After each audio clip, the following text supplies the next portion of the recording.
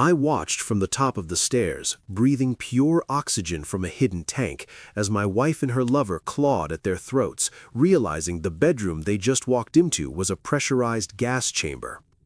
The air in the hallway was hot and heavy, tasting like metal. They were gasping for air, but I had rewired the furnace to replace every molecule of oxygen in their room with deadly carbon monoxide. They thought I was a freezing, helpless invalid. They didn't know I was the engineer who designed the trap, and I had just spent 48 hours turning their murder plot back on them. Before I show you how I rigged the trap, hit subscribe. This is the story of the HVAC engineer. The high beams of the Range Rover cut through the blizzard like twin lasers, violating the pristine darkness of the access road. It was 9 p.m. on a Sunday, the kind of night where the cold didn't just bite, it gnawed. The temperature had plummeted to 10 degrees below zero, turning the landscape into a grayscale photograph of frozen pine and buried fences. From my vantage point, the vehicle looked like a sleek obsidian beetle crawling its way toward the kill. I watched the black SUV crunch up the driveway, the heavy tires packing down the fresh snow with a sound like breaking bones. They were driving fast, too fast for the ice, but just fast enough for their greed. I didn't move. I didn't shiver. I had practiced stillness for 3 months. Tonight, stillness was my weapon. The engine cut. The sudden silence of the forest rushed back in, heavy and suffocating, only to be broken by the heavy thud of the driver's side door.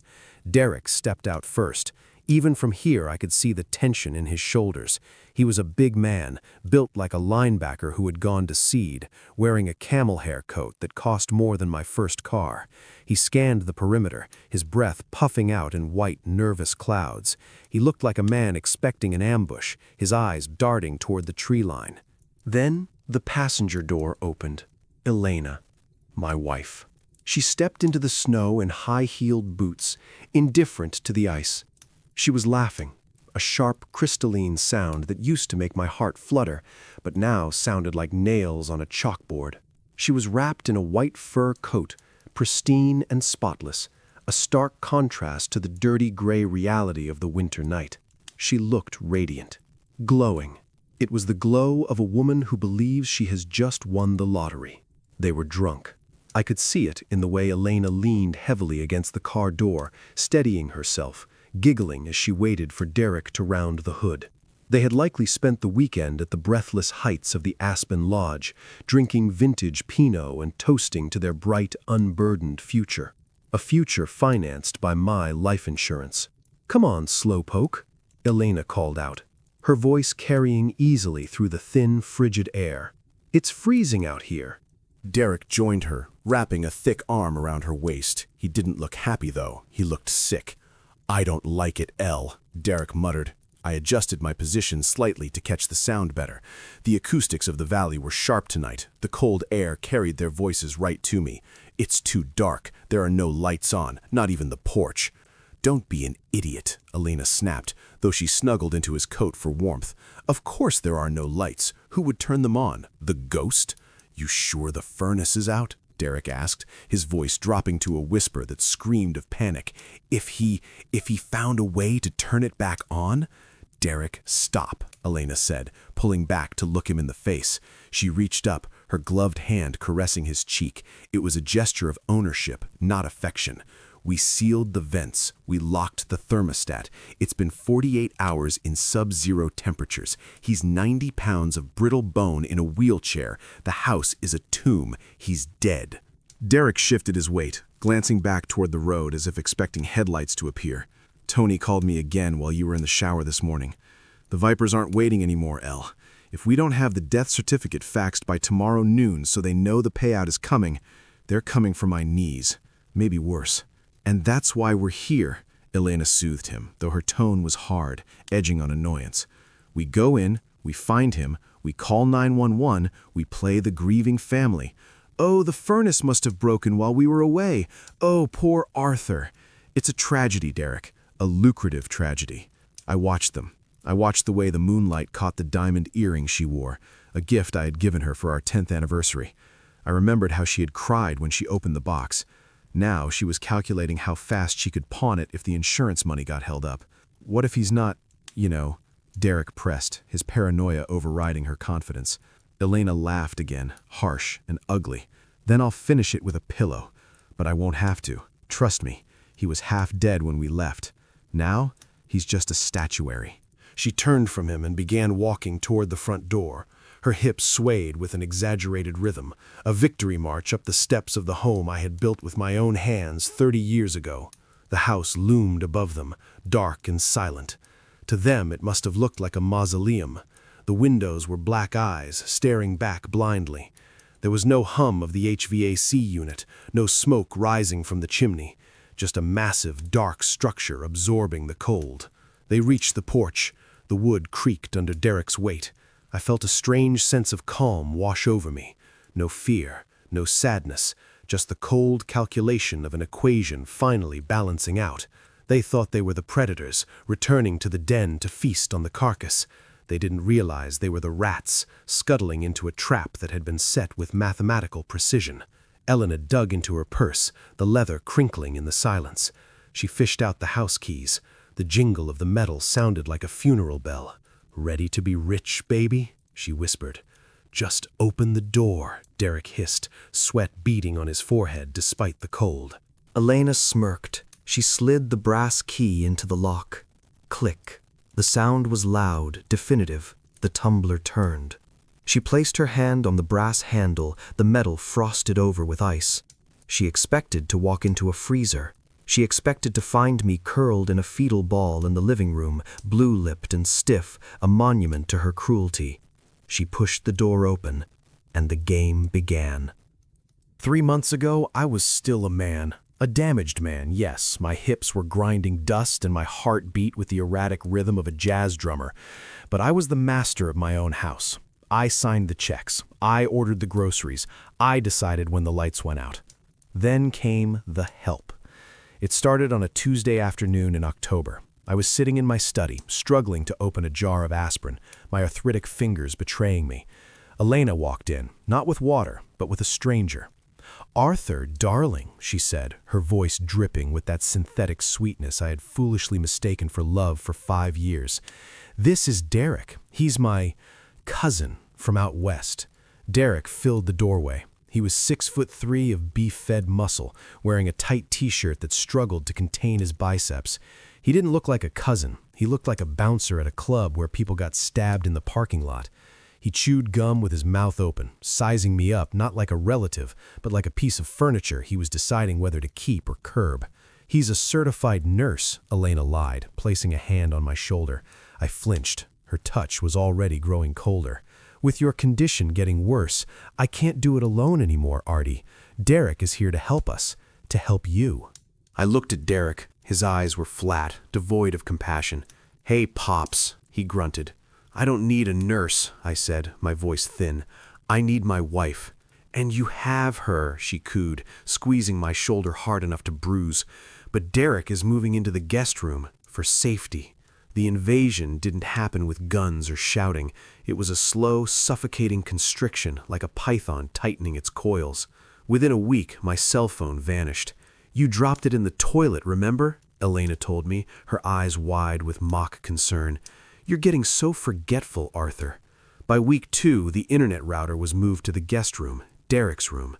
"The radiation interferes with your pacemaker," she claimed. "I don't have a pacemaker." By week 3, I wasn't the master of the house anymore. I was an inmate. The kitchen became their territory. I was relegated to the wheelchair, parked at the end of the long mahogany dining table like a bad child. I remember the night of November 12th clearly. That was the night the hunger truly set in. The smell hit me first. Garlic, rosemary, and searing beef. The scent drifted from the kitchen, wrapping around my empty stomach and squeezing. I hadn't eaten since breakfast, a single piece of dry toast. Elena and Derek walked in carrying platters.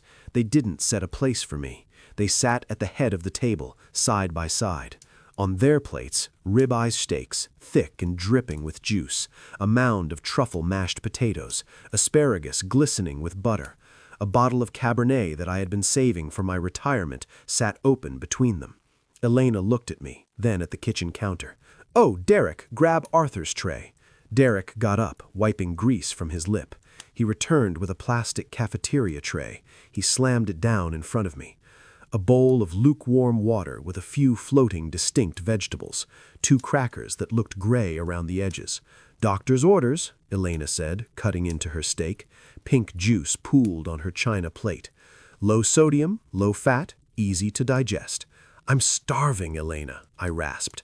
"I can smell the meat, just one bite." She didn't even look up. She speared a piece of steak, blew on it dramatically, and fed it to Derek.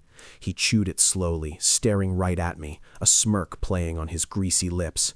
"Don't be difficult, Arthur," she said, her mouth full. "You know rich food upsets your tummy. Eat your soup." I looked at the bowl. It wasn't soup, it was dishwater. I took a spoon, my hand trembling, partly from the Parkinson's tremors I played up, but mostly from pure, unadulterated rage. I ate it. I ate every drop because I needed the calories to survive. But the food wasn't the breaking point. The breaking point was the bathroom. It was 2 weeks later. The degradation had accelerated. They had stopped taking me to the toilet on a schedule. They claimed they were busy or didn't hear me. We were in the living room. Derek was sprawled on my leather recliner watching football at max volume. Elena was painting her toenails on the couch. "Elena," I said, "I need to go." Silence. The crowd on the TV roared. "Elena!" I shouted, putting every ounce of lung capacity I had into it. "I need the bathroom." Derek turned his head lazily. "Can't you hold it, Pops? 4th and goal." "Elena, please," I begged. The pressure was painful. My bladder felt like it was going to burst. "I can't get up on my own." Elena sighed, a long, exaggerated exhalation of annoyance. She didn't look up from her toes. "Just wait for the commercial, Arthur. God, you're so needy." "I can't wait." "Then don't," she snapped. They didn't move. 10 minutes passed. The pain was blinding. I tried to push myself up, to crawl if I had to, but my arms were weak from malnutrition and the wheelchair brakes were locked. I was trapped. And then it happened. The warmth spread across my lap, followed immediately by the crushing, icy shame. I slumped back in the chair, tears of humiliation stinging my eyes. I was 68 years old. I had built a company. I had provided for this woman. And now I was sitting in my own filth while she worried about a smudge on her pedicure. The smell reached them. "Ugh." Elena wrinkled her nose, finally looking at me. "Jesus, Arthur, did you seriously just piss yourself?" "That's disgusting," Derek laughed, grabbing a handful of chips. "You're like a giant baby." "I asked you," I whispered, my voice breaking. "You're disgusting." Elena stood up, grabbing her nail polish. "Derek, put him in the back room. I can't deal with the smell right now. We'll hose him down in the morning." "Morning?" I choked out. "Elena, it's 8 p.m. "Then you better get used to the damp," she said coldly, walking out of the room. Derek wheeled me roughly down the hall, banging my knees against the doorframe intentionally. He shoved me into the guest bedroom, the one without a TV, without a phone, without hope, and left me there. He didn't change me. He didn't help me. As the door clicked shut and the lock turned from the outside, I sat in the dark, cold and wet. That was the moment the sadness died. I stopped crying. I sat there in the dark, listening to them laugh in the living room, and I felt something new crystallize in my chest. It wasn't despair. It was a cold, hard knot of hatred. They thought they were breaking me. They thought they were reducing me to an animal. But they forgot one thing about animals. When you back them into a corner, when you starve them and beat them, they don't just die, they evolve. I stared at the sliver of light under the door. Enjoy the steak, Derek, I thought. Enjoy the wine, Elena, because the bill is coming due. The cold didn't arrive all at once. It crept in like a thief, settling into the corners of the rooms and radiating upward from the hardwood floors. It was mid-December. Outside, the world was a frozen hellscape of ice storms and biting wind. Inside, it wasn't much better. I sat in my wheelchair in the hallway, wrapped in a thin cardigan, watching Elena. She stood by the wall thermostat, a cordless drill in her hand. The whine of the drill bit biting into the drywall was the only sound in the house. She was installing a clear plastic lockbox over the controls. "Gas prices are skyrocketing, Arthur," she said, not looking at me. She blew the drywall dust off the plastic case and clicked the small padlock shut. She pocketed the tiny silver key. "We have to be fiscally responsible. You know how tight money is." Money wasn't tight.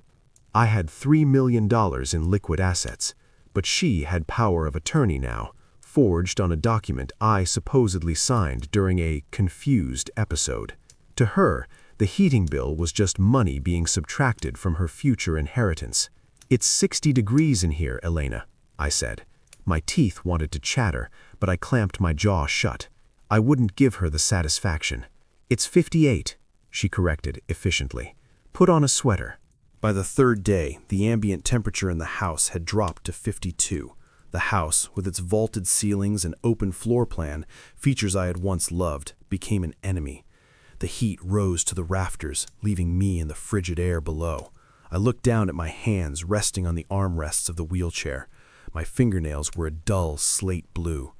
My knuckles were swollen, angry knots of arthritic pain. Every movement was agony. The cold had solidified the fluid in my joints, turning me into a statue of aches. I exhaled. A distinct plume of white mist drifted from my mouth, lingering in the stagnant air of the living room. I was seeing my own breath inside my own home. Derek walked by, wearing a thick Patagonia fleece and sweatpants. He was drinking hot cocoa. The steam rising from his mug looked like heaven. "Freezing in here, huh, Pops?" he chuckled, taking a loud slurp. "Good for the circulation, keeps the blood thick." "I need a blanket," I whispered. The words came out as a croak. "Please." Derek looked at Elena, who was curled up on the sofa under my Egyptian cotton down comforter, the one we bought in Cairo. She looked warm, cozy. "He says he's cold," Derek said, bored. Elena groaned, pausing her show. "He's always cold. It's the poor circulation. Old people are always freezing." "Elena," I said, louder this time, "my hands are numb. Please." She rolled her eyes and threw the comforter off her legs. She marched to the mudroom, the room where we used to keep the dogs before they passed. I heard her rummaging around in the utility closet. She came back holding something gray and matted. She tossed it at me. It landed on my face, smelling of mildew, wet dog, and pine sol. It was the rag towel, the one we used to dry the golden retrievers when they came in from the rain. It was thin, rough, and stained with old mud. "There," she said, sitting back down and pulling the luxurious down comforter back up to her chin. "Toughen up, Arthur. You're pampered." I pulled the dirty towel around my shoulders. It offered zero warmth. It was an insult made of fabric. I looked at them. Derek, sipping his cocoa. Elena, warm and smug. They were waiting for me to snap. They were waiting for me to yell, to scream, to exert energy I didn't have so they could justify sedating me. Or maybe they were just waiting for the pneumonia to set in. Fine, I thought. If you want a dying man, I'll give you a corpse. I let my head loll to the side. I slackened my jaw until my mouth hung open in a grotesque gape. I focused on my hands. I stopped trying to control the tremors. Instead, I amplified them. I let my left hand bounce rhythmically on the armrest. Tap, tap, tap. A chaotic, uncontrollable spasm. I stared at the wall, unfocusing my eyes until they glazed over. I let a string of saliva pool in the corner of my mouth and drip onto the dirty towel. Derek looked over. He nudged Elena. "Whoa, look at him." Elena glanced over. She didn't look concerned. She looked delighted. "Is he having a stroke?" Derek asked, a hint of hope in his voice. Elena watched me for a long moment. I didn't blink. I kept the tremor going. Tap, tap, tap. I let the drool fall. "No," she said softly, a cruel smile spreading across her face. "He's just fading. The cold is shutting him down. Look at him, Derek. The lights are on." But nobody's home. Gross, Derek muttered. He's drooling on himself. Let him drool, Elena said, turning back to the TV. It means he's not listening anymore. We can talk freely. I sat there, shivering under the dog towel, drool cooling on my chin, my hand tapping a rhythm of deception. That's right, I thought, staring blindly at the wall. I'm gone. I'm a vegetable. I'm safe to ignore. And for the first time in weeks, they relaxed. The predator in the room had convinced the hyenas that he was already carrion. Now, I could listen. The house began to scream 3 days before Christmas. It started in the basement, a rhythmic metallic clang, thud, hiss echoing up through the floorboards. The furnace, an industrial-grade beast I had installed 10 years ago, was dying. Or rather, it was being murdered. "Make it stop!" Elena shrieked, throwing her wine glass into the sink. The noise was deafening, shaking the fine china in the cabinets. "It sounds like a train crash." "I got a guy," Derek shouted over the din. "Mikey, he does HVAC stuff on the side. He's cheap. Just fix it." Mikey arrived an hour later. He was a scrawny, twitching man who smelled of stale weed and unwashed denim. He carried a toolbox that looked like it had been stolen from a pawn shop. He spent 10 minutes in the basement, banging on pipes with a wrench. I sat in my wheelchair in the hallway, drooling onto my chest, listening. "Yeah, it's just the, actuator pin," I heard Mikey lie to Derek. "I bypassed the safety valve. Should hold for a while. That'll be $200. The banging stopped. The furnace purred, a low, menacing rumble that sounded wrong. It sounded hungry. "See?" Derek grinned, paying his friend cash. "Easy." 2 hours later, the smoke started. It wasn't a fire. It was a thick, oily soot puffing out of the registers. The smell of sulfur and unburned hydrocarbons filled the air. The CO detectors should have been screaming, but Elena had removed the batteries weeks ago because the blinking lights were annoying. "You idiot!" Elena screamed at Derek, coughing as she waved the black smoke away from her face. "Your friend broke it. The house smells like a coal mine." "I'll call a pro," Derek yelled back, panic edging into his voice. "I'll call a real company." They couldn't get a reputable tech on a Friday night in December, not without paying emergency rates, which Elena refused to do. They scraped the bottom of the barrel. They called Grimm's Chimney and Duct. The van that pulled up was rusted out, the logo painted on the side in dripping red letters. The man who stepped out matched the van. He was massive, 6'5", bald, with a neck as thick as a tree stump. Tattoos crawled up from his collar to his jawline, spiders, webs, and prison ink that marked time served. He wore a soot-stained jumpsuit and carried a heavy canvas bag. Elena took one look at him and recoiled. She actually took a step back, pulling her silk robe tighter. "You're the sweep?" she asked, her voice trembling with snobbish disgust. "Grimm," the man grunted. His voice sounded like gravel in a blender. "Where's the unit?" "Basement," Derek pointed, trying to look tough but failing miserably next to this giant. "Don't track dirt on the rugs." Grimm didn't answer. He just walked past them, his heavy boots leaving faint ash prints on the hardwood. I was parked in the living room, facing the window, my back to the room. I was shaking, my head lolling. The vegetable act was in full swing. Grimm spent an hour in the basement. I could hear him moving, scraping, cursing softly. The house was silent otherwise. Elena and Derek were in the kitchen, drinking to calm their nerves. "Did you see his neck?" Elena whispered, loud enough for me to hear. "He looks like he just got out of San Quentin." "Who cares?" Derek dismissed her, pouring more wine. "As long as he fixes the heat. We need this place pristine for the weekend trip. Can't have the pipes bursting while we're at the spa." "God, I can't wait for that massage," Elena sighed. "I'm so tense. Living with him," she gestured vaguely toward me, "is exhausting." I heard heavy footsteps coming up the basement stairs. Grimm walked into the living room. He wiped his hands on a black rag. "You got a blockage," Grimm said. He wasn't looking at them, he was looking at the vents. "Bad one. Flue is backed up. I cleared some of it, but the airflow is all wrong." "Is it fixed or not?" Elena snapped, not turning around from the counter. "I need to check the return vents," Grimm said. He started walking toward me. "Whatever, just hurry up," Derek said, laughing at something on his phone. Grim walked across the room. As he got closer, his shadow fell over me. I kept my eyes unfocused, staring at a spot on the wall. I let a spasm rack my left arm. Grim stopped in front of me. He was blocking Elena and Derek's line of sight. To them, he was just inspecting the vent near the old man. But he wasn't looking at the vent, he was looking at me. His eyes were dark, intelligent, and surprisingly sad. He looked at the dirty towel around my shoulders. He looked at my blue fingernails. He looked at the half-eaten bowl of gruel on the side table. He knew. Men like Grim, men who have seen the inside of a cage, they recognize a prisoner when they see one. He knelt down, ostensibly to check the floor register next to my wheel. "Rough beat, old-timer," he whispered. It was so quiet, I almost missed it. I didn't react. I kept drooling. He reached into his pocket for a screwdriver, but along with the tool, he palmed a piece of paper, a greasy receipt from a gas station. He pretended to fiddle with the vent screw. In the motion, his hand brushed against my leg. He slid the crumpled paper under my thigh, tucking it beneath the cushion of the wheelchair. "Hey!" Derek shouted from the kitchen. "You done yet?" Grim stood up slowly, towering over me.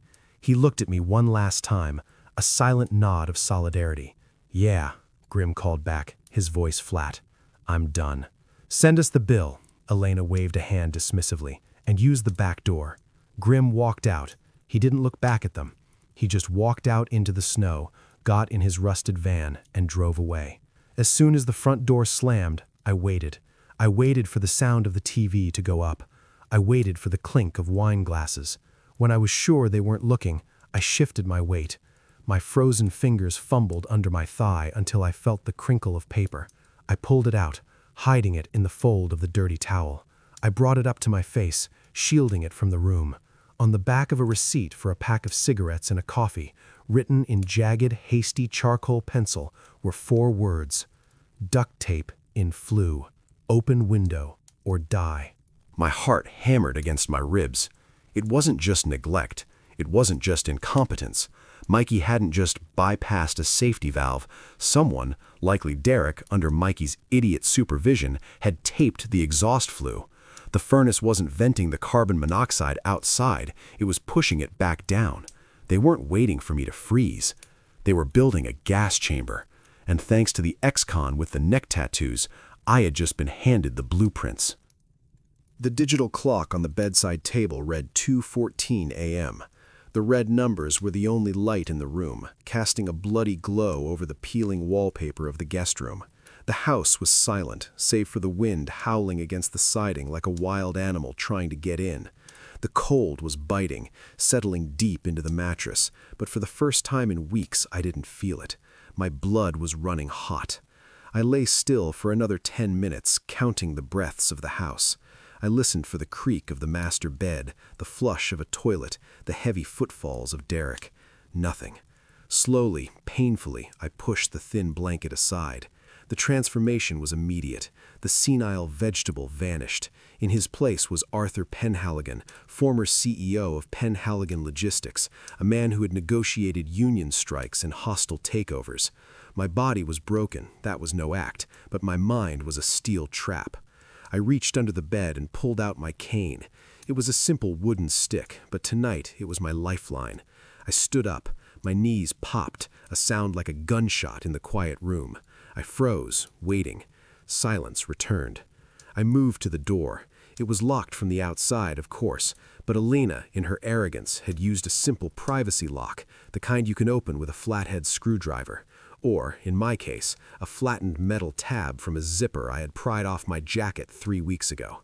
I slid the metal into the slot. Click. The door swung open noiselessly. I had greased the hinges with a dab of petroleum jelly from the first aid kit 2 days prior. Preparation. Always preparation. I stepped into the hallway. The moonlight streaming through the foyer window illuminated the floor in jagged stripes of silver and black. I moved through the shadows, timing my steps with the gusts of wind outside to mask the sound of the cane hitting the floor. My destination was the basement door. I knew they went down there. I had smelled the cigarette smoke drifting up through the floorboards late at night. Elena didn't allow smoking in the main house. It ruined the resale value. but the unfinished basement was their sanctuary. It was where they plotted. I reached the heavy oak door leading to the cellar. It was slightly ajar. I could hear the faint hum of the furnace, the beast that was currently poisoning the air I breathed. I didn't go down. I couldn't. The stairs would be a death trap for me in the dark, and the noise would be impossible to hide. Instead, I reached into the pocket of my robe and pulled out the transmitter. It was an old Fisher-Price baby monitor, a relic from when our granddaughter used to visit, back before our son stopped talking to us, back before Elena drove him away. I had found it in a box of junk stored in the guest room closet, buried under old tax returns. It still had batteries. I placed the transmitter on the floor, just behind the doorframe, wedged between the wall and a stack of old magazines. It was invisible unless you were on your hands and knees looking for it. I clicked it on. The little red power light blinked once, then held steady. I turned and made the long, agonizing trek back to my cell. Every step was a battle against gravity and pain. My heart hammered against my ribs, a frantic bird trapped in a cage. If Derek walked out now, if he saw me standing tall, moving with purpose, he would kill me.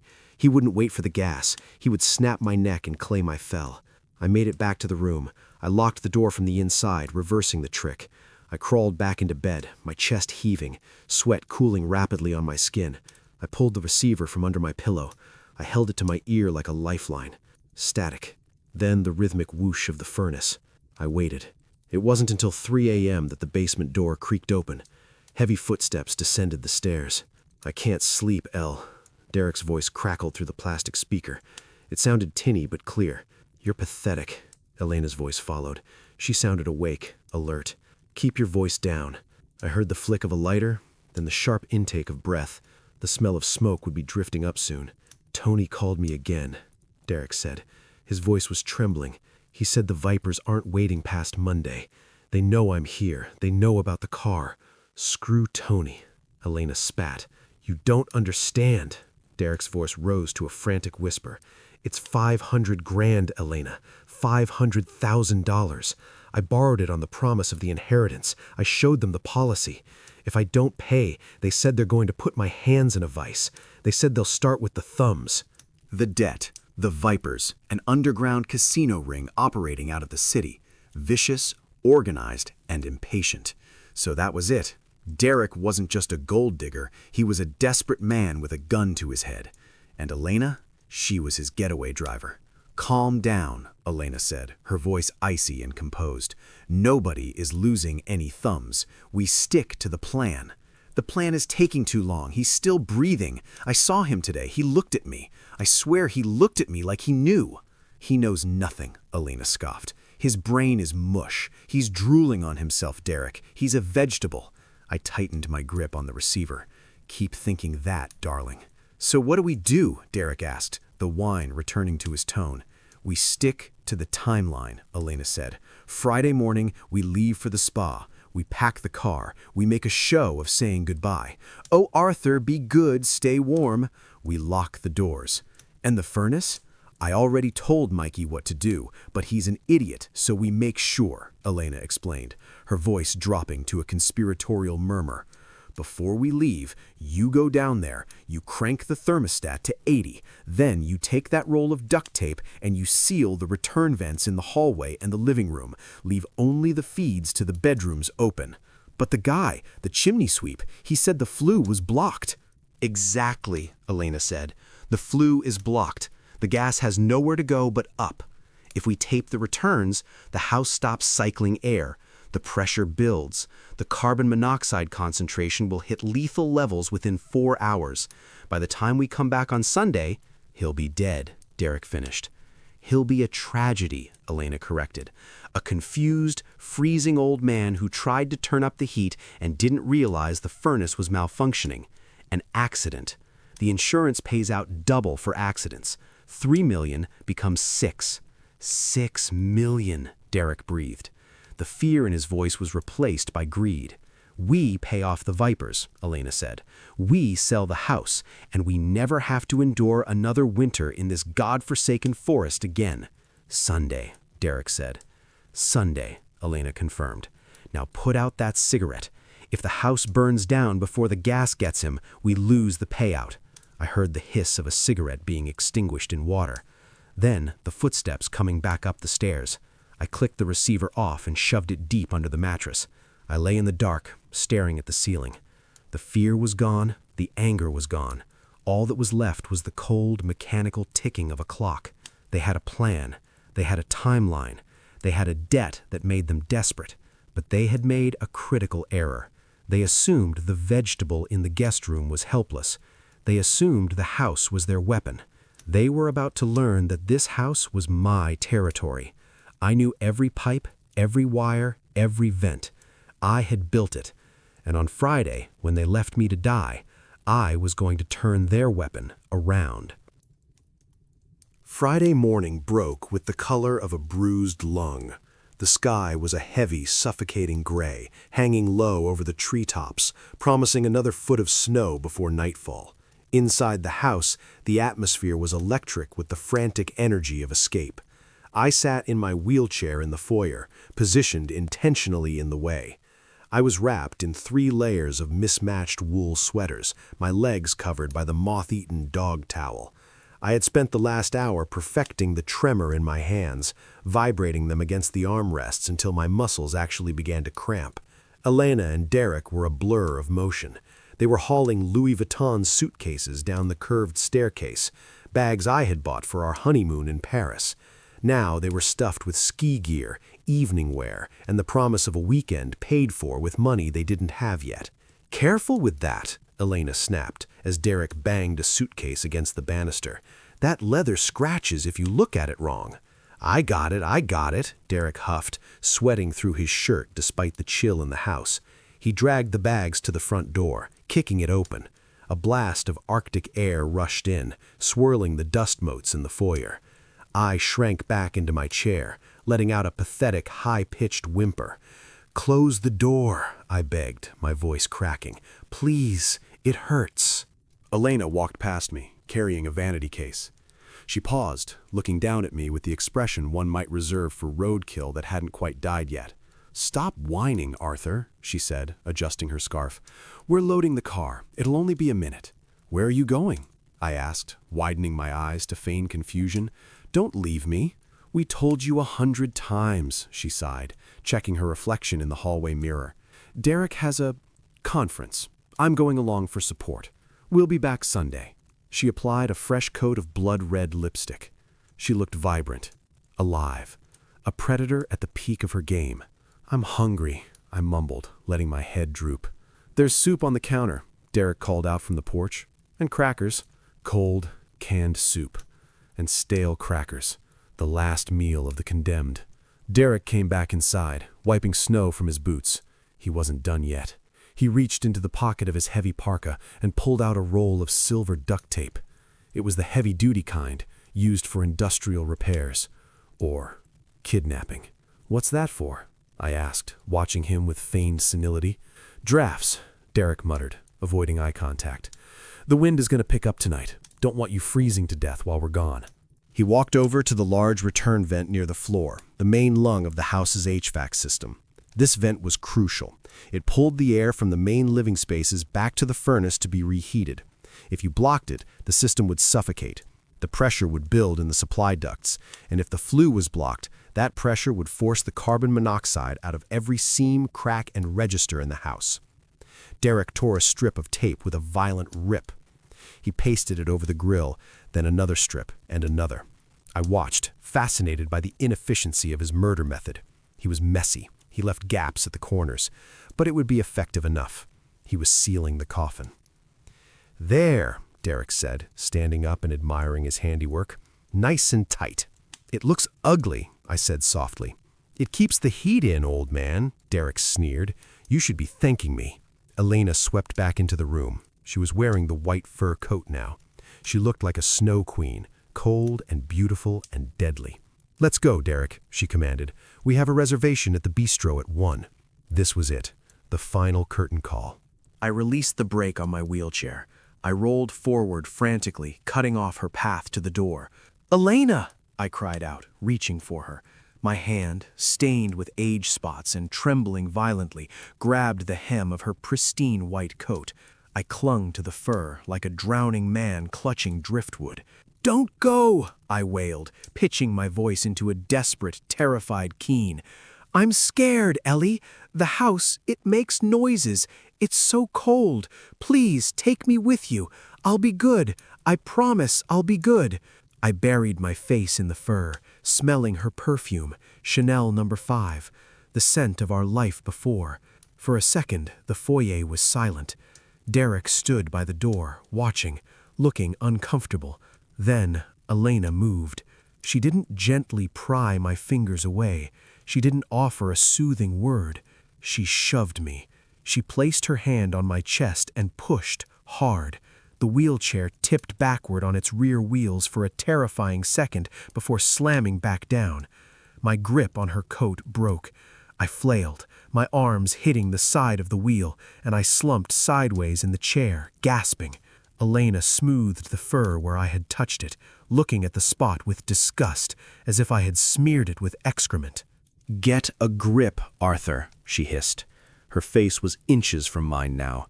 Her eyes were devoid of humanity. They were black pits of greed. "You're pathetic. You're a burden. Do you know that? A heavy, useless burden."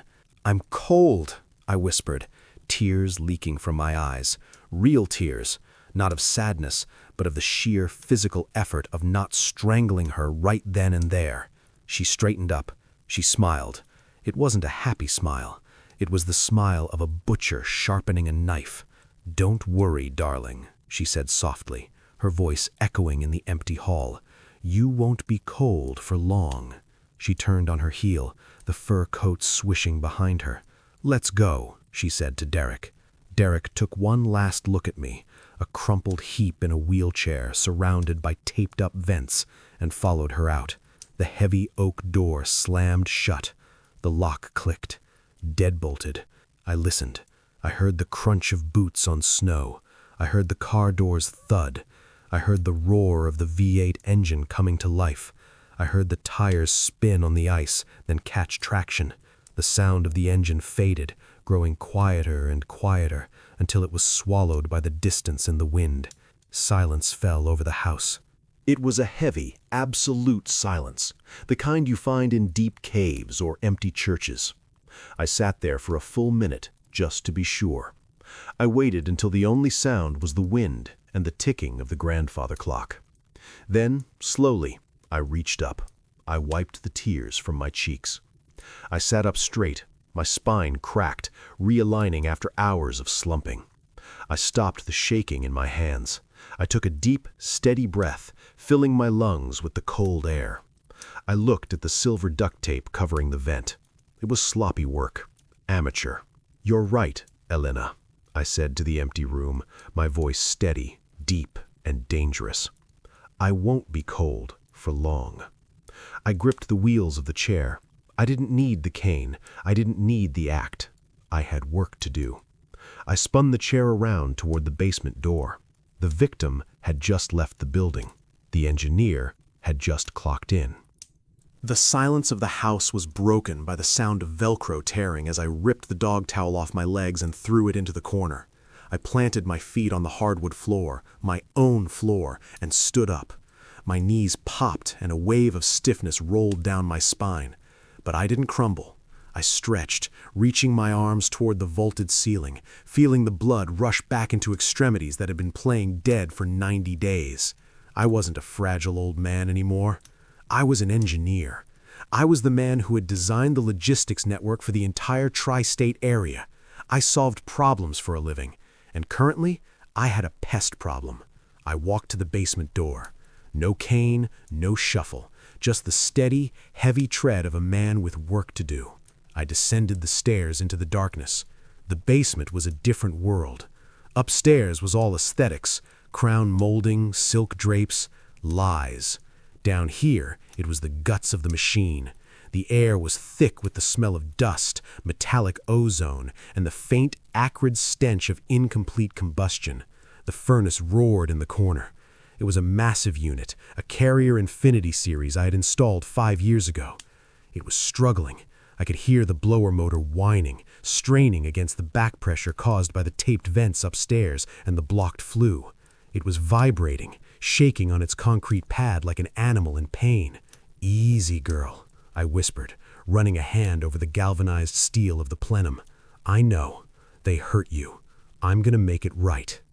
I walked to my workbench. It was covered in Derek's junk. Empty beer cans, a stack of Hustler magazines, a greasy pizza box. I swept it all onto the floor with a violent sweep of my arm. Underneath the trash was my domain, my tools. I picked up my Fluke multimeter. I grabbed my insulated screwdrivers. I found a spool of 18-gauge thermostat wire. I pulled up a stool to the zone control board mounted on the wall next to the furnace. This house was smart, too smart for people like Elena and Derek. It used a Honeywell zoning system. Electric dampers inside the ductwork opened and closed to direct heat to specific rooms based on thermostat demands. Zone 1, main floor, living room, kitchen, my study. Zone 2, master suite, Elena's room. Zone 3, guest suite, Derek's room. Currently, the system was confused. It was trying to push heat everywhere, but the returns were taped shut, creating a pressure cooker. I flipped the cover off the control panel. The LEDs were blinking red, error codes. High limit switch open, airflow restricted. Normally, the computer would shut the furnace down to prevent a fire or explosion, but I looked at the safety circuit.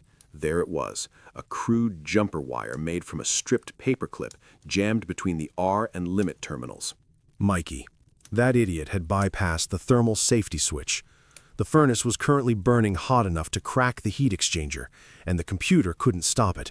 It was pumping pure poison, carbon monoxide from the blocked flue, into the supply plenum, waiting for a place to go. "Let's give you a path," I muttered. I took my screwdriver and disconnected the wires for Zone 1. Clack. Inside the main trunk line, the heavy steel damper for the main floor slammed shut. No air would flow to the living room, the kitchen, or the study. My sanctuary was now sealed off from the system. Next, I turned my attention to Zone 2 and Zone 3. I didn't just want them open, I wanted them locked open. I wanted to ensure that even if they touched the thermostat, they couldn't stop the flow.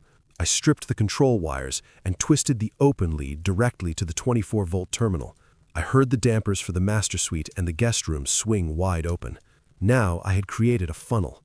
The furnace was generating thousands of cubic feet of air per minute. The flue was blocked, meaning the exhaust gases, deadly, odorless, invisible, were being forced back down into the burner box, mixed with the heated air, and pushed into the blower. With Zone 1 closed, 100% of that toxic cocktail was now being rammed into 2 rooms. The pressure in the upstairs ducts would be immense. It would turn their bedrooms into pressurized canisters. I wasn't done. I went to the humidifier bypass duct, a small 6-inch pipe that connected the supply and return sides. I opened the damper fully. This would allow the system to short-cycle its own air, effectively recycling the same poison over and over, concentrating the carbon monoxide levels with every pass through the flame. It was a feedback loop of death. I checked the numbers on my multimeter. The voltage was steady, the dampers were hot-wired, the safety overrides were intact. I stood back and listened. The sound had changed. The straining whine was gone, replaced by a deep, rushing roar. It sounded like a jet engine. The air was moving fast now, rushing up the vertical stacks, heading straight for the second floor. I pictured the master bedroom. The vents were located near the floor and the ceiling. The room would fill from the bottom up.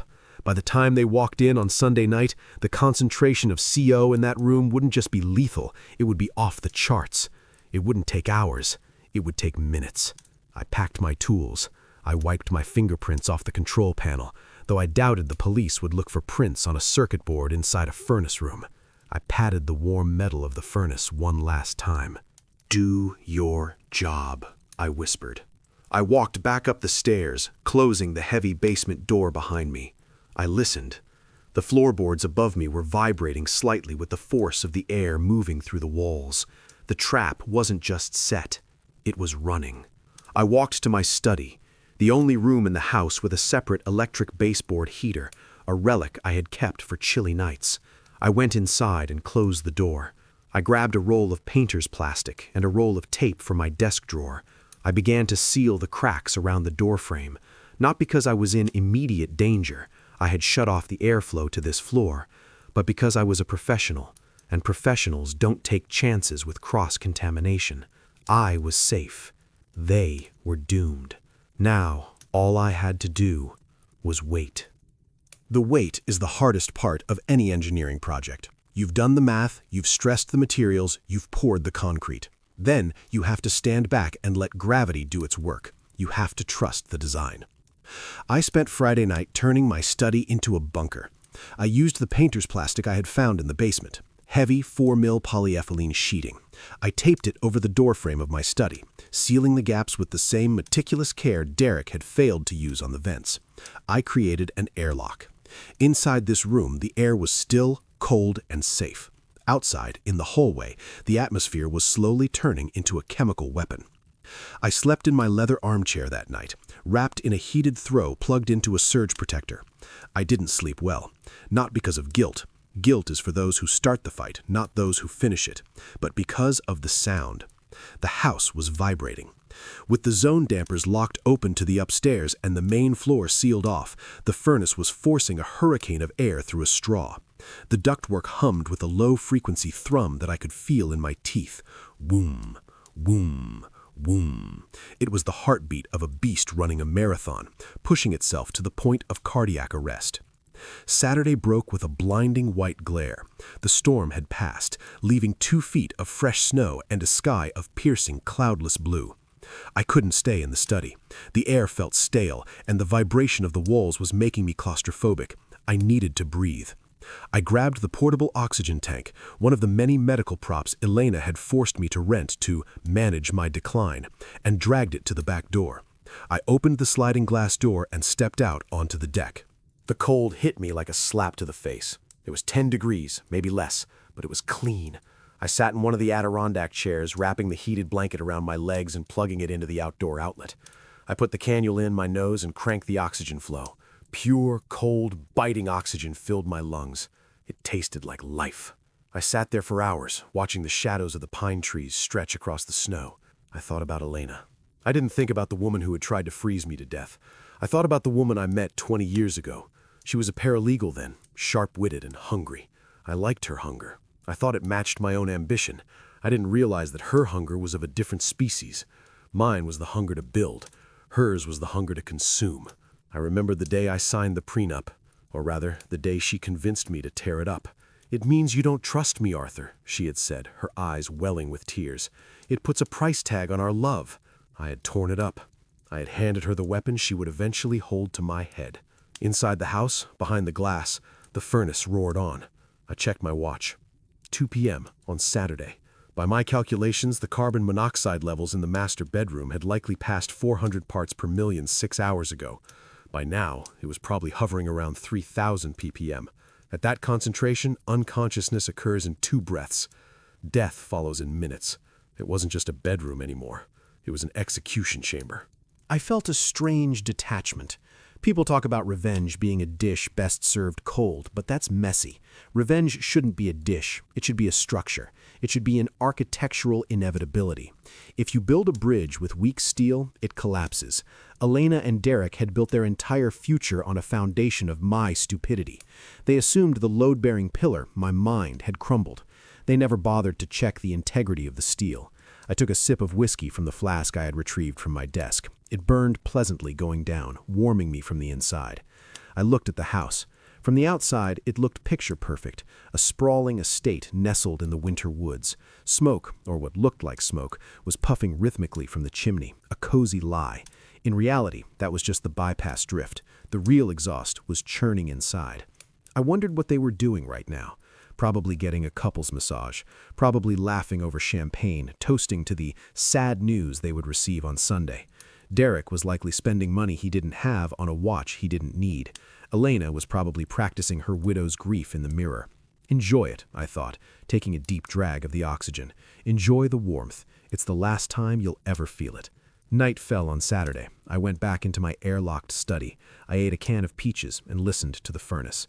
It was louder now. The blower motor was beginning to whine, the bearings protesting the strain.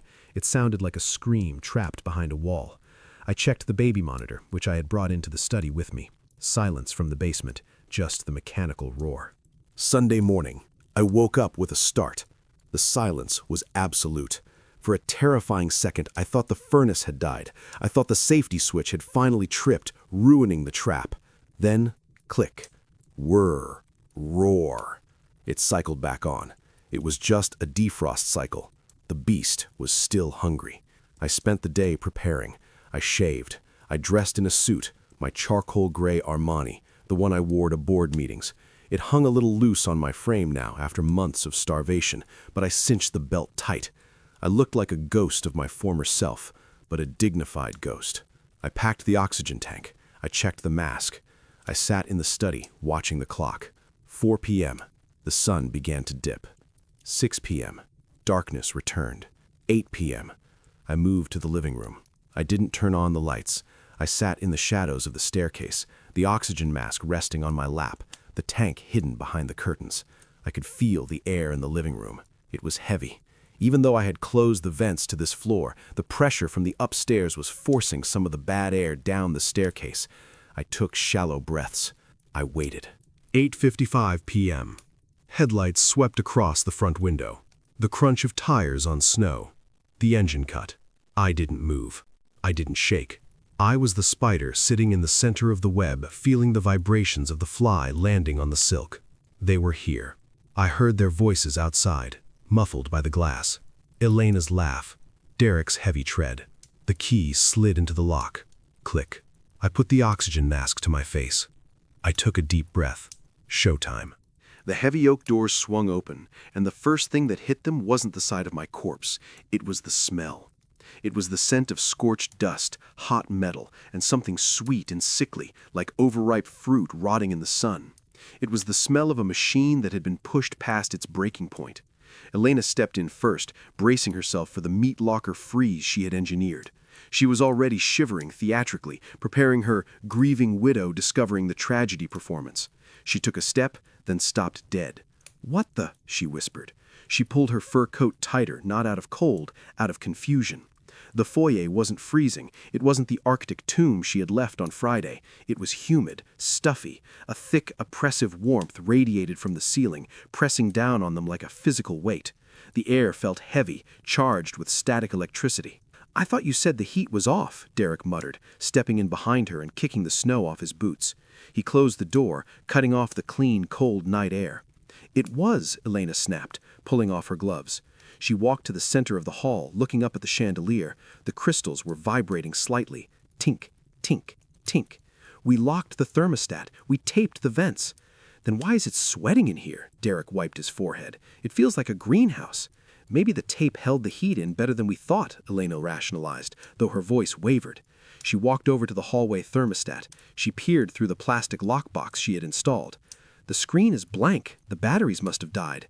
"Who cares?" Derek said, his voice edgy. "It means he didn't freeze. That's a problem, Elle. The coroner sees a warm body. He's going to know he didn't die 2 days ago." "It doesn't matter," Elena hissed. "The gas, remember? If the heat is running, the gas is pumping. He's not frozen, Derek. He's poisoned. It's better this way. Carbon monoxide poisoning due to faulty ventilation. It's cleaner." She turned to look at the wheelchair. It was empty. The dog towel lay in a heap on the floor. The duct tape on the return vent was peeling at the corners, flapping rhythmically against the suction of the system. Flap, flap, flap. "Where is he?" Derek asked, his eyes darting around the shadows of the living room. "He can't walk." "He crawled," Elena said with a sneer of disgust. "He probably tried to crawl to the study to use the phone. Pathetic." She looked up the staircase. The darkness at the top of the landing seemed to swirl, thick and impenetrable. "The plan hasn't changed," Elena commanded, taking charge. "We need the scene set before we call 911. Derek, go check the study. Make sure he's done. Open the window a crack to vent the room so we don't pass out while we wait for the cops." "Why do I have to check him?" Derek whined. "Because you're the nurse," she retorted. "I'm going upstairs to the master suite. I need to get the insurance policy and the deed out of the wall safe. If the police seal the house as a crime scene, I don't want those papers locked up in evidence for weeks. I want to file the claim tomorrow morning." "Elle, I don't like this," Derek said, loosening his scarf. "The house sounds angry." "Stop being a coward," she spat. "Go find the body. I'll get the money." The split. It was the moment the trap relied on, their greed versus their fear. Elena, driven by avarice, would head to the source of the wealth. Derek, driven by anxiety, would head to the source of the guilt. "Fine," Derek grunted. He turned and walked toward the double doors of my study at the end of the hall. Elena didn't wait. She headed for the stairs. I sat in the deep shadows of the living room alcove, the oxygen mask pressed tight to my face, hidden behind the heavy velvet drapes. I watched her through the slit in the fabric. She began to climb. Step, step, step. She was ascending into the kill box. I had set the zone dampers to direct 100% of the airflow to the second floor. For 48 hours, the furnace had been pumping a concentrated cocktail of nitrogen, carbon dioxide, and carbon monoxide directly into the bedrooms. The pressure up there would be immense. The air wouldn't just be toxic, it would be a solid wall of poison. She reached the landing. She paused, putting a hand on the railing. She must have felt it then, the heat. Heat rises, and with the dampers open, the upstairs hallway was essentially the exhaust pipe of a running engine. "God, it's roasting up here," she called down, her voice echoing strangely in the dense air.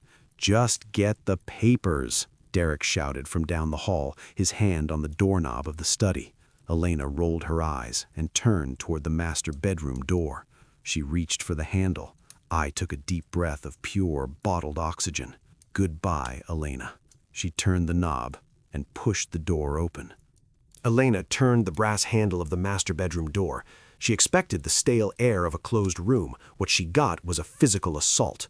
When the latch clicked, the door didn't just open, it was pushed outward by the pressurized atmosphere inside. A blast of superheated air, thick and stagnant, washed over her like the exhaust of a jet engine. It didn't smell like gas. Carbon monoxide is the silent killer, odorless and tasteless. But the air tasted wrong. It tasted metallic. It tasted like a headache given form. She took a step forward, intending to walk to the wall safe behind the painting. "I'm going to grab the—" She never finished the sentence. The moment she crossed the threshold, the concentration of poison in her lungs spiked. For 48 hours, the furnace had been scrubbing the oxygen from this room and replacing it with pure combustion exhaust. The levels were likely over 6,000 parts per million.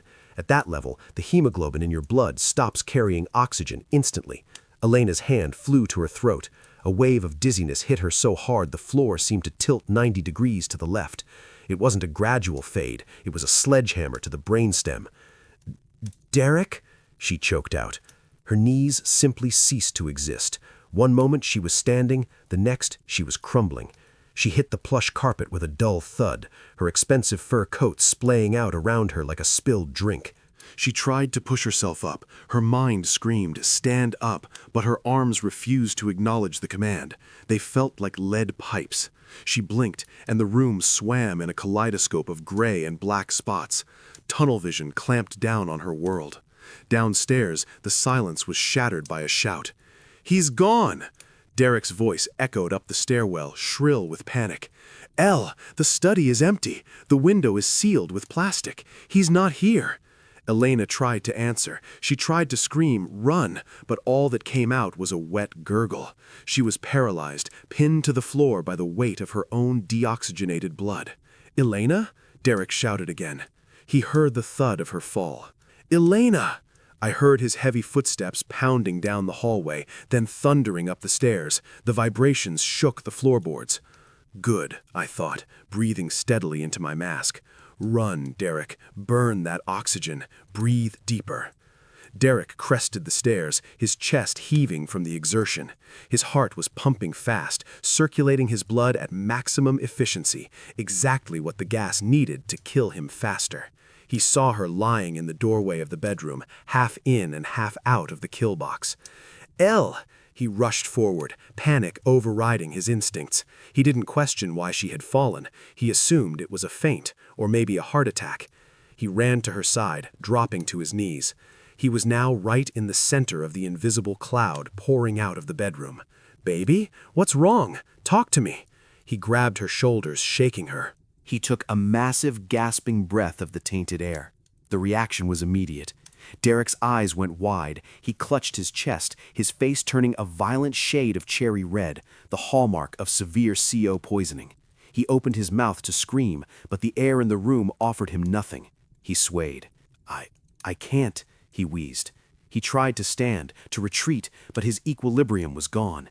He pitched forward, crashing down on top of Elena. He rolled off her, landing on his back, staring up at the ceiling fan. They were both down. It wasn't like the movies. They didn't close their eyes and drift off to sleep. They were awake. Their eyes were darting frantically, filled with a primal, animalistic terror.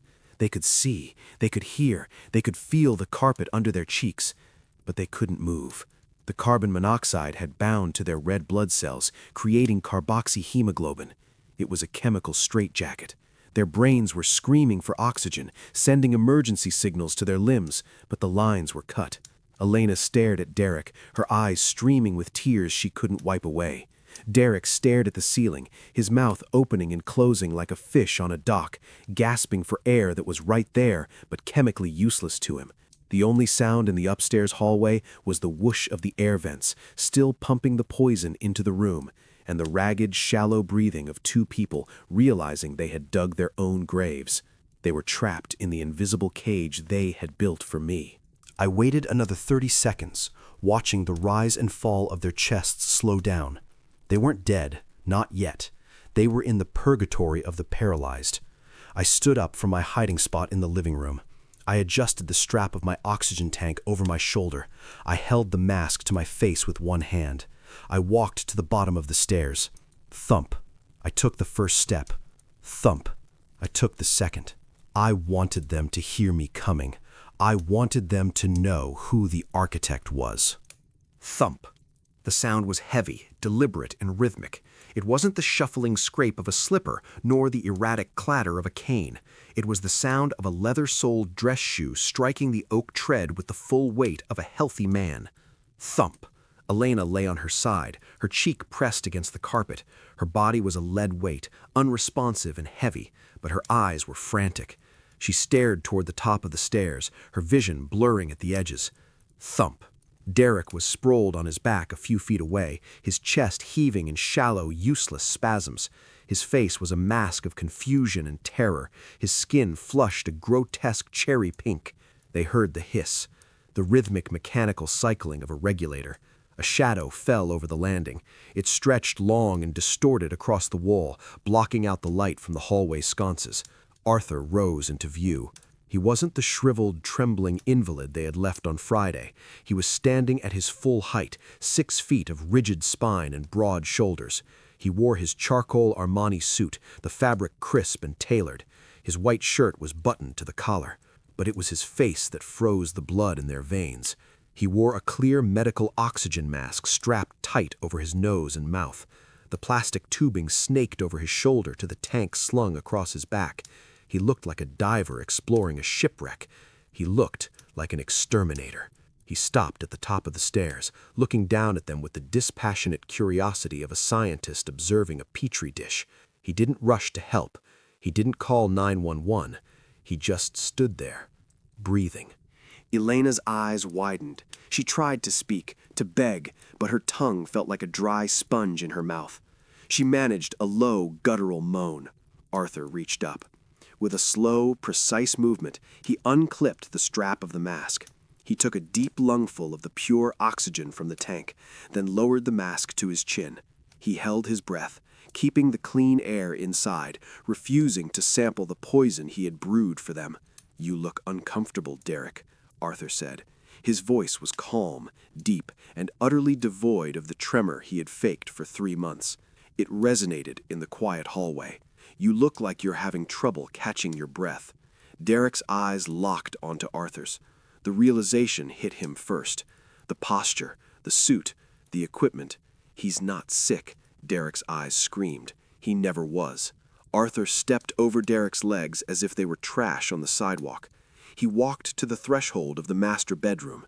He looked at the open vents where the hot, toxic air was pouring out in invisible waves. "You made a mistake with the duct tape," Arthur said, turning back to look at Elena. He spoke like a professor grading a failed exam. "You sealed the return vents downstairs. You thought that would trap the gas in the house. Amateur." He crouched down, bringing his face inches from Elena's. She could smell his aftershave, sandalwood and steel. It was the scent of the man she had married, the man she had underestimated. I didn't just tape a vent, Elena. I rewired the zone control board. I bypassed the safety limiters. I directed 100% of the furnace's output, every molecule of carbon monoxide, right here, to your bedroom. Elena's pupils dilated. The horror wasn't just physical anymore, it was existential. She realized in that freezing moment of clarity that while she was at the spa getting a mud mask, her husband had been in the basement building an execution chamber.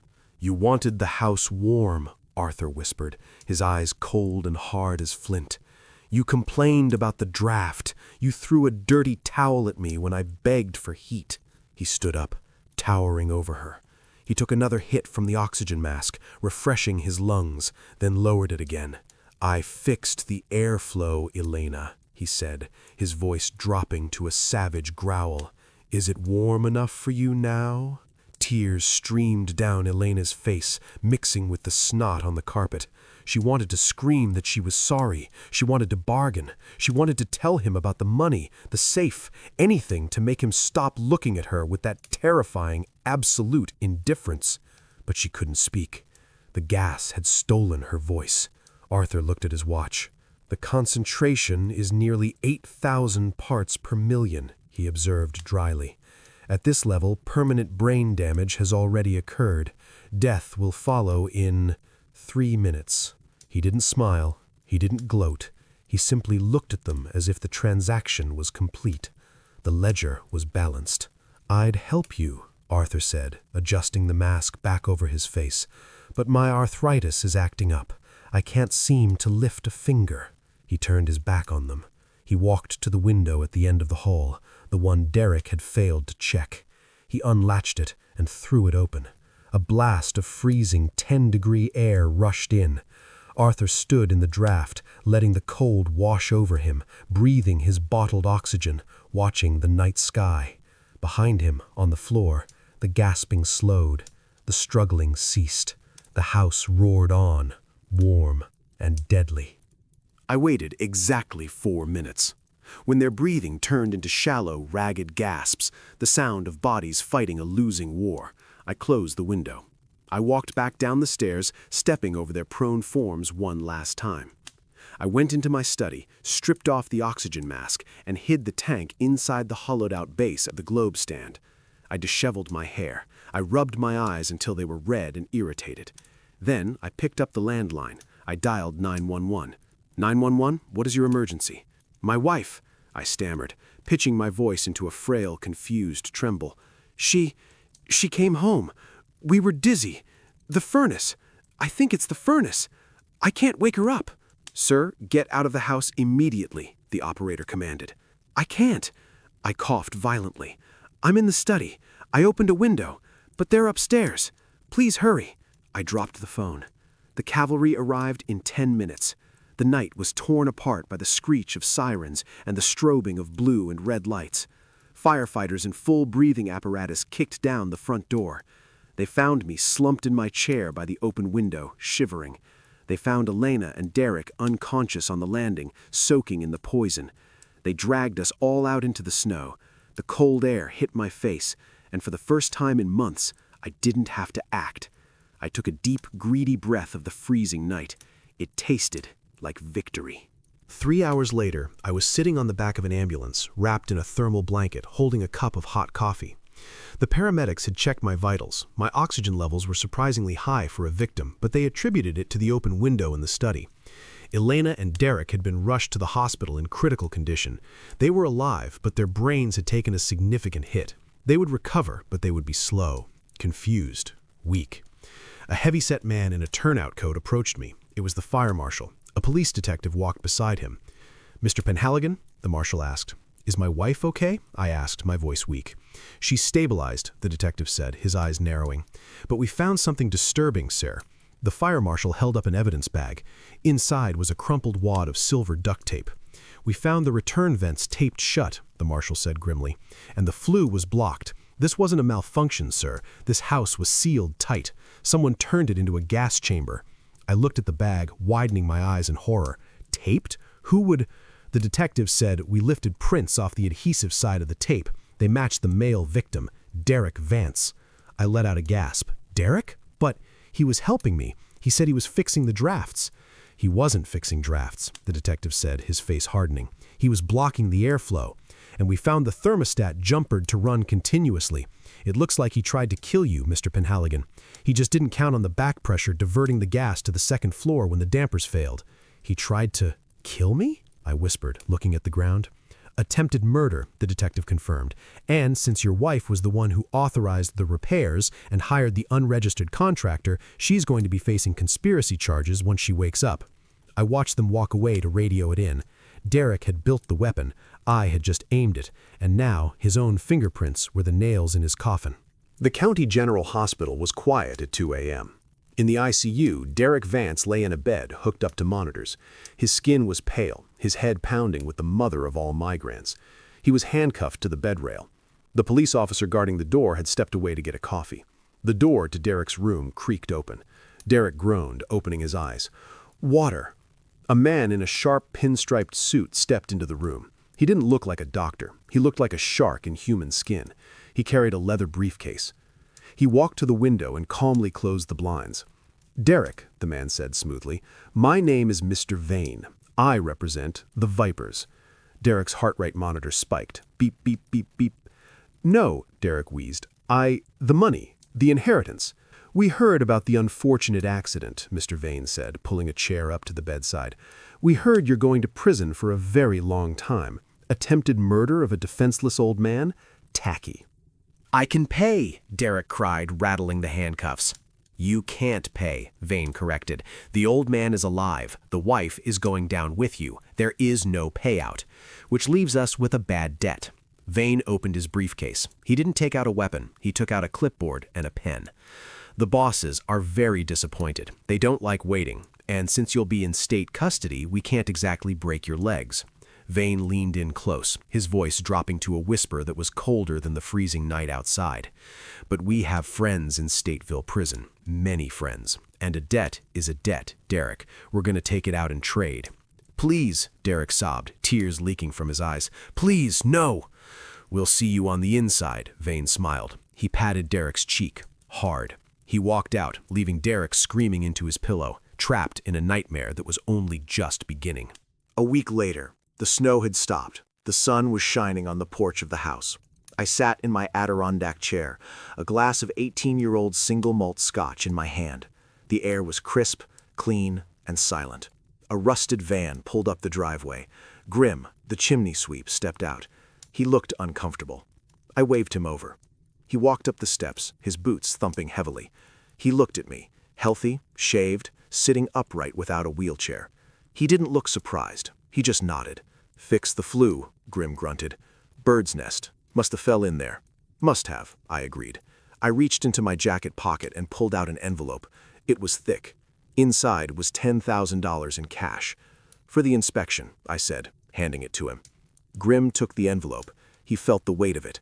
He looked me in the eye. You got a nice draft in this house now, Grim said. Good airflow. Best in the county, I smiled.